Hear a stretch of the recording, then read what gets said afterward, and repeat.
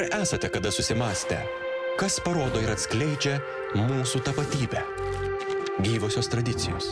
Ir jose užfiksuoti savitumą nusakantys, bei krašto kultūros ypatumus atpažinti padedantys ženklai, raktai, simboliai. Jie kaip vėliava telkia bendruomenę, tautą, valstybę. Laidų ciklas Lietuvos kodas pristato į Lietuvos nematerialaus kultūros paveldo sąvadą įrašytas vertybės, tradicijas, reiškinius, išsaugojimo veiklų praktikas. Apie jas pasakoja vertybių saugotojai ir puoselėtojai. Būtent jie ir padės atskleisti, kas yra Lietuvos kodas. Mes einam dabar link Skudutiškio šventvietės. Tai vieta, kur kiekvienas atėjęs randa ramybę, pasisemia gerų emocijų. Atvažiuoja žmonės ir paskambina ir prašo, kad ateičiau papasakot čia viską. Aš pasakoju, ir paskui sakau. Tik tada jūs suprasit, kokia čia vieta, kai pajusite čia ir čia. Skudutiškio šventvietė, kitaip dar vadinama Švenčiausiosios mergelės Marijos apsireiškimo vieta, tai gamtinė erdvė nedidelėme miško slėnyje Skudutiškio miestelio pašonėje, kur trykšta stebuklingų laikomas šaltinis ir guli ypatingi akmenys su ženklais. Pasakojama, kad kadaise čia buvusi pagoniška šventikla, slėnis ilgą laiką vadintas Skudutiškio alka. Vėliau vieta įgijo ir krikščionišką reikšmę. Vietos žmonių pasakojimais 17 amžiuje prieš Marą čia pasirodžiusi švenčiausioji mergelė Marija ir gelbėjusi juos nuo mirties. 1152 metus ir Lietuvą pasiekė tas didysis Maras. Manoma, kad būtent apie tuos metus, kad šitoje vietoje ant to didžiojo akmens, prie kurio mes prieisime, apsireiškė Marija naktigonėms. Ir kaip pasakojo ten jau proseneliai, kad tas įsigando naktigonis ir jisai puolė žadinti draugus, kad ką jis pamatė papasakoti, kad jis matė moterį švytinčią, nieks nepatikėjo ir kada jie priėjo prie akmens, jie pamatė mažą pėdutę. Ženklas buvo paliktas. Tada Skudutiškis tapo apsauga Maro metu. Skudutiškio šventvietę sudaro 4 pagrindiniai akmenys ir į Skudutės upelį įtekantis šaltinis. Akmuo, ypač su ženklais, nuo seno laikytas amžinybės dieviškumo simboliu, o šaltinio vanduo gyvybės galių pasireiškimu. Didžiausias Skudutiškio šventvietės riedulys itin įspūdingas, išvagotas gyslomis su aiškiai matoma Marijos pėda. Šitas akmuo. Buvo atvažiavę moteris iš Panevėžio, susipažinomės, aš kaip tik buvau atėjusi tvarkytis ir pradėjom kalbėti. Nu ir paprašė man, kad aš parodyčiau tos akmenis. Atėjo, vat kaip jūs, va čia. O jie tau sako, taigi aš matau, va, didysis pirštas. Tai man buvo šokas, nes tikrai dar niekas nepalietęs, nesurado. Bet iš tikrųjų labai matosi, va, didysis pirštas. Va. Ir tada visi kiti pirščiukai.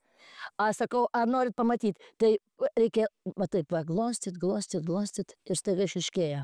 Kojytė, pėdytė ir pirščiukai. Tada teko susitikti su irgi ypatinga moterim, iš Zarasų rajono, ir jinai čia, sako, va, matai, ant akmens romėniškas skaičius 9. Mūsų močiutės, sako, čia, nu, rožinis. Nu, rožančius, kaip iš rožančius. Ir aplink mato, jos matyda, kad yra rožančius. Gal ir yra, reikia gal gerai įsižiūrėti. Tai sakau, ką tas skaičius reiškia. Tai šita moteris patylėjo ir paskui sako, nu va taip, žinot, kaip kiekvienas žmogus turi pasą ir turi savo paso kodą. Tai šitas skaičius yra Kristaus paskutinis skaičius paso kodo. Netoli nuo didžiojo riedulio pūpso ir antrasis ypatingas akmuo su Dievo arba Kristaus pėdomis. Šitam akmenyje yra 2 pėdos ir apsireiškia Marija ir Kristus. Močiutės pasakoja. Sako, jeigu vaikelį pamatysi, va šitoj dobytė vandenuko. Ir laižyk su liežuviu ir aplink akis, nu žodžiu, žiūrėkit, sausra iš viso. Jis taigi atsiranda, vandenuko yra. Nu, tai jeigu spėju, tai aš jau pasinaudoju juo. Trečiasis šventvietės akmuo su vyties kryžiumi arba kalavijo ženklu, o 4. savo formą primena širdį ir vadinamas Jėzaus širdimi arba sveikatos akmeniu. Jį paliesti galima, atsisėsti. Netgi radau, kad žmonės atsistoja basi kad pasisemtų tos energijos. Ir sako, jūs neįsivaizduojat, kokia cirkuliacija eina per pėdas. Šias samanėlės, tačiau jos net neužauga, nes žmonės iš vis nuo tų didžiųjų akmenų ir nuo šito tas samanėlės gramdo ir tiesiog nešasi į namus kaip relikvija. Tikima, kad akmenys užrakina šventą energiją amžiams ir bet kas prisilietęs prie jų gali jos pasiimti tiek, kiek tik sugeba įgerti pagal savo atsiverimą ir tikėjimą. Skudutiškio šventvietės slėnyje daugybė šventų akmenų. Buvo bioenergetikas, čia kažkiek tai tyrinėjo tos akmenys, pasirodo, jie visi gyvi yra. Jie skleidžia energiją. Tik sako, vat, naktį tai nereikėtų lankytis, nes kai kurie, patamsyje netokią energiją gerą skleidžia. Reikia dieną eiti. Į Skudutiškio šventvietę dažniausiai atvykstama prašyti sveikatos sau bei artimiesiems. Pasakojama, kad nusiprausę šaltinio vandenio akis praregėdavę, o nevaikštantys pradėdavę vaikščioti. Šitas šaltinis yra įtrauktas į tų ypatingų šaltinių sąrašą, mūsų šitas šaltinėlis. Taip suprantam, kad jisai išteka kažkur tai iš kalno tas šaltinis. Ir jisai įteka į Skudutės upelį. Atvažiuoja kartais ekskursija ir būna išdžiūvęs jisai. Sako, tai kaipgi, jeigu jisai stebuklingas, tai kaip jis išdžiūsta? O tai, sakau, jūs pagalvokit, kiek jis maitina. Ar jūs įsivaizduojat, kiek jis maitina šaknų? Gražiausias jisai būna pavasarį, šniokščia putoja ir taip toliau, ir ten grožis neišpasakyta, toks skaidrumas ir toks ledinis, tiesiog ledinis vandenėlis. Nu ir tai žmonės pilasi kaip švestą vandenį, vežasi į namus ir apsiprausia. Aš tai jo, kai jie yra, tai aš visada nešiojusi mažą tokį padukėlį, padėliuką ir aš visada atsigeriu. Sako, taigi, čia girdėlės ir varlės, kad tu nebijai. Tai sako, jeigu dėlės ir varlės čia gyvena, tai reiškia geras vandukas. Stebuklinga vieta lankoma ir pavienių žmonių, ir grupelėmis, ir organizuotų bažnytinio apeigų metu, ypač per Šventos Trejybės atlaidus ir žolinę šventę. Tai buvo senovėje, taip yra ir iki šių dienų. Žmonės atvykę čia medituoja, meldžiasi, aukoja, puošia akmenis lauko gėlėmis, pasiema vandens, akmenukų iš upelio dugno, samanėlių nuo mitologinio akmens, tikėdami pagijimo gale. Vieni ateina dėkoti, atvyksta pažiūrėti, kad įsitikinti. Nu, sakau, su visokiam bėdom, su visokiam nelaimėm, su visokiais skausmais. Nu, jeigu žmogus čia randa ramybę, tai reiškia, čia taip ir yra.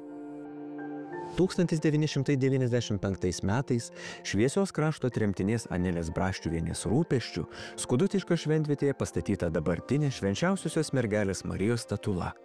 1997 gegužę slėnyje atsirado ir koplytėlė. Jos autoriai ir statytojai broliai Algimantas ir Gediminas Juškos. Sumanymas ir iniciatyva skudutiškietės Ritos Varatinskienės, kuriai pritarė bei visapusę pagalbą teikė šviesaus atminimo klebonas Pranciškus Svenskus, taip pat parapijiečiai ir kiti geros valios žmonės. Tais pačiais metais aplink koplytėlę pastatytos 7 maldos stotelės. Jų atsiradimo istoriją lydi šiaulietės Ievos Gelžinienės regėjimas, apie kurį skelbia šalia esanti informacinė lenta. Šiaip globėja yra mūsų bendruomenė, seniūnė. Dabar jau kai yra vertybė, tai dabar padeda ir dabar duoda darbininkui ir nupjauti. Čiagi kartą į mėnesį viską šienaujam iki pat aikštelės, tada išgrėbėm, viską sutvarkom. Dabar lengviau jau pasidarė rūpinti šitą vietą, kadangi, sakau, jau nebe viena esu. Šviesios atminties Marytė buvo močiutė tada, kai jinai jau nebegalėjo, sirgo ir jau nebeteidavo. Tada buvo bažnyčios patarnautoja Onutė Žalalytė, dabar jinai jau dėjo apie 88 metus, jau jinai irgi, kaip sakoma, jau nebeišeina iš namų. Tai ta Onutė rūpinosi, o paskui jau aš pradėjau.